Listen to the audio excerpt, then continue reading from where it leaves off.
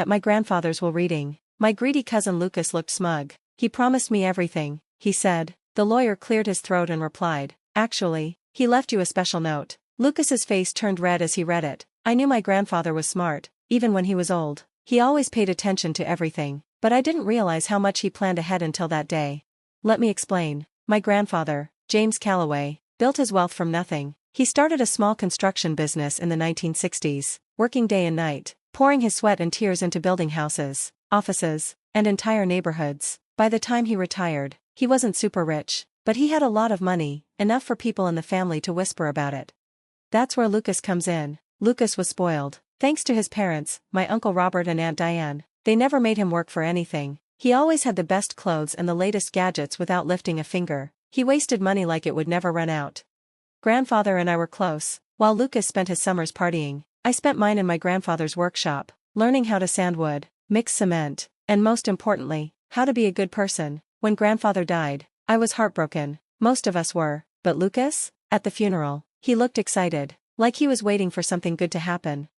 That brings us to the will reading. We all gathered in a fancy office at my grandfather's lawyer's firm. The room smelled like old books and leather, very serious. My mother sat beside me, looking sad and tense. My Uncle Robert and Aunt Diane were on the other side, with Diane dabbing her eyes like she was acting for an audience. Lucas leaned back in his chair with a smug smile. He leaned over to me before the lawyer started. Just so you know, he said with fake sympathy, Grandpa promised me everything. I raised an eyebrow. We had a deal. He knew I was the only one who could carry on his legacy. That made me want to laugh. Lucas had never worked a single day in his life. He wouldn't know how to run a business even if it hit him in the face. The lawyer cleared his throat and began. He mentioned some smaller gifts first, a donation to Grandpa's favorite charity and some money for his longtime housekeeper, Mrs. Alvarez. Then he got to the family. To my mom, he left enough money for her to live comfortably for the rest of her life. To my Uncle Robert, he left a decent amount too, but less than my mom. Then it was Lucas's turn. Lucas straightened up, his grin returning. The lawyer adjusted his glasses. To my grandson Lucas, I leave. He paused, looking over the document before continuing. I leave a very special note. The room went silent. Lucas's grin disappeared. What? The lawyer pulled out a sealed envelope. Your grandfather wrote this especially for you. Lucas snatched the envelope, tore it open, and read the note. His face turned red, then pale. His hands started shaking. I couldn't help myself. Well? I asked. He shot me an angry look, crumpled the note in his hand, and stood up so quickly his chair almost fell over. This is bull, he stormed out, slamming the door behind him.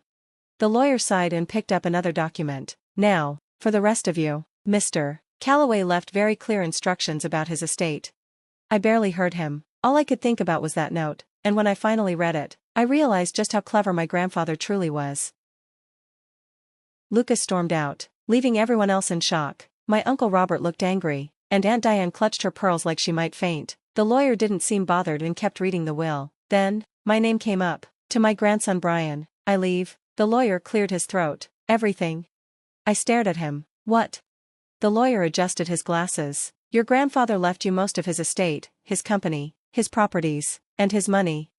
My mother looked up, her sad expression replaced with pure shock. Uncle Robert looked furious, like he had just tasted something terrible. Aunt Diane gasped like she was going to pass out for real this time. What do you mean, everything? Uncle Robert yelled. That's impossible. There must be a mistake. There's no mistake, the lawyer said firmly. Mr. Callaway made his wishes very clear. Brian was the only one he trusted to carry on his legacy. My heart was pounding. This wasn't just a little bit of money, this was everything my grandfather had spent his whole life building. Uncle Robert's face turned red. This is insane. My son Lucas, he was promised everything. This can't be legal. The lawyer didn't even flinch. Your father made this will over a year ago. It was properly signed, witnessed, and completely legal. Aunt Diane suddenly tried a softer approach. Brian, she said sweetly, you're young, running a business is hard. Maybe you'd be willing to share some of it with Lucas. I looked at her, then at Uncle Robert, and finally at the crumpled note Lucas had left behind. I picked it up and smoothed it out on the table. My grandfather's handwriting was clear and precise. Lucas, I've watched you waste every chance given to you. You've never worked for anything, never earned anything. You've lied, stolen, and manipulated your way through life, thinking you're untouchable. That ends today. You get nothing, not because I didn't love you, but because I did. If I handed you a fortune, you'd waste it all in a year. This is your chance to prove me wrong. Build something on your own. If you can do that, you'll see I was never your enemy. I was your last hope. I read it twice, letting the words sink in. Lucas hadn't just been cut out of the will, he was being challenged. But the way he stormed out made me uneasy. This wasn't over. The fallout. That night, I got a call from an unknown number. Enjoy it while you can. Lucas's angry voice hissed through the phone. You think Grandpa was smart? You think this is fair? He laughed bitterly. You have no idea what's coming. And then he hung up. I sat there, gripping my phone, my heart racing. I had inherited everything, but at what cost? I couldn't sleep that night. Lucas's words kept playing in my head. You have no idea what's coming. At first, I thought he was just mad about the will. I mean, if you expected to get a fortune but got nothing but a lecture, you'd be upset too. But something about his voice, how bitter and sure he sounded, made me feel uneasy. But I had no choice but to keep going. The next few weeks were a blur of meetings with accountants, lawyers, and property managers. My grandfather left more than just money. There were businesses, properties, and investments to handle. It was overwhelming, but I wasn't going to let him down. Then, strange things started happening. It began with small stuff. Important documents went missing, and emails showed up that I supposedly sent but never did. A contractor called me, confused, asking why I had canceled a big renovation project. I hadn't. Things quickly got worse. One morning, I went to my grandfather's company, Callaway Developments, and found the locks had been changed. The receptionist, who had worked there for over 20 years, looked shocked to see me. Brian, she whispered, I thought you stepped down. What? I frowned. Who told you that? Your Uncle Robert, she said, her face pale. My stomach dropped. I rushed into the office to find my uncle sitting at my grandfather's old desk, flipping through papers like he owned the place. He looked up and smirked. Brian, you're early. What's going on? I snapped. Why are you here? Why are the locks changed? He leaned back, acting completely calm. Well, since you seem to be struggling with all this responsibility, I decided to step in. My blood went cold. You have no right. Oh, but I do, he said smoothly. After Dad passed, I found some legal loopholes to challenge the will. I clenched my fists. The lawyer said everything was solid. The will is legal. Yes, what your grandfather wanted, he said, but court battles take time, and while you're busy fighting, someone has to run the company. The board agreed. They don't trust you, Brian. You're young and inexperienced. But me? He spread his hands. I've been around. I felt like the ground had been ripped out from under me. Where's the proof? I asked. He opened a drawer and tossed a thick envelope onto the desk. You'll be hearing from my lawyers soon. Better start preparing. I left the office feeling sick. My mother was heartbroken when I told her. Your grandfather knew they'd try something like this, she said, shaking her head. And she was right, because 2 days later, I got a package in the mail. No return address, just my name written in my grandfather's handwriting.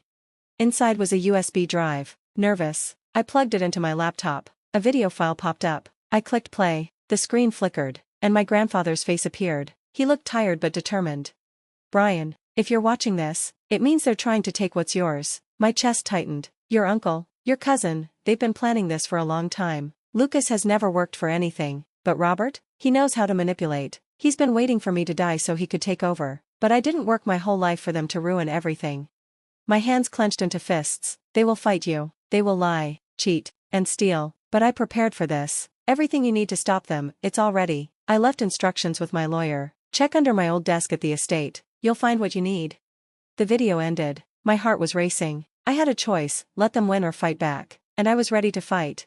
That night, I drove to my grandfather's estate. The house felt cold and empty. I went straight to his study, the place where he used to spend hours working or reading. I searched the old wooden desk, running my hands along the underside until I found a small hidden compartment. Inside was a thick folder.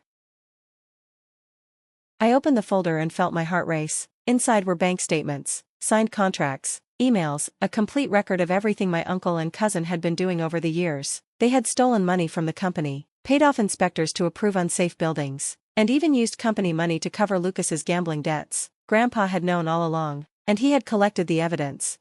At the bottom of the pile was a handwritten note. Use this wisely. Don't let them destroy what I built. The law is slow, but the truth is powerful. Make sure everyone sees it. I clenched my fists. It was time to end this. The next morning, I met with my grandfather's lawyer. When I laid the folder on his desk, his eyes widened as he looked through the papers. This changes everything, he said. With this proof, we can take legal action right away. That's not enough, I said, shaking my head. I don't just want them in court. I want everyone to see what they did. A slow smile spread across his face. I think I have an idea. Within 2 days, The plan was ready. My uncle and cousin had no clue what was coming. They came to the board meeting expecting to kick me out of the company. Instead, they walked right into my trap. When everyone was seated, I stood up and cleared my throat. Before we start, I'd like to show you something. I clicked a button, and the screen lit up. One by one, documents appeared, bank records showing the stolen money, emails proving their corruption, even a signed confession from a former employee they had bribed. The board members stared at the screen, stunned. Lucas's face turned white. Uncle Robert shot up from his chair. "This is all fake," he yelled. "A setup." I leaned back, calm, strange, because I also sent all of this to the IRS, the SEC, and the state attorney general.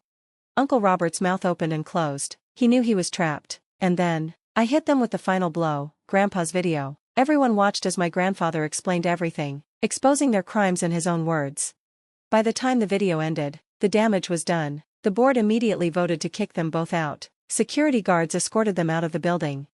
But their real nightmare started 2 days later, when federal agents showed up at their doors. The charges? Fraud, tax evasion, and embezzlement. Lucas tried to run, but he didn't make it far. A month later, I stood outside the courthouse, watching as Uncle Robert and Lucas were let out in handcuffs. Uncle Robert refused to look at me. Lucas, however, glared at me with pure hatred. "You did this," he snarled. "No," I replied, a cold smile on my face. "You did this to yourself." Reporters surrounded them, cameras flashing, microphones shoved in their faces. Their empire was gone, their money seized. And me? I walked away, my grandfather's legacy safe, and I knew, wherever he was proud.